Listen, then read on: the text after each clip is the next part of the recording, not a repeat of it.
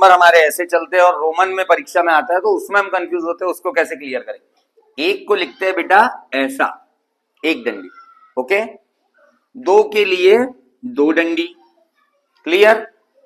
तीन के लिए तीन डंडी, ठीक। अब चार को छोड़ो, चार को छोड़ दो, हाँ ठीक।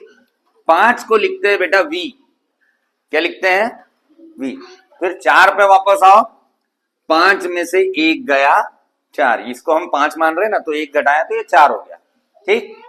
फिर आए छह पर, पांच में एक जोड़ा छह, पांच में दो जोड़ा सात, पांच में तीन जोड़ा आठ, और नौ को छोड़ दो। फिर 10 को लिखते हैं x, और 9 पे वापस आओ, 10 में से एक घटाया 9, खत्म।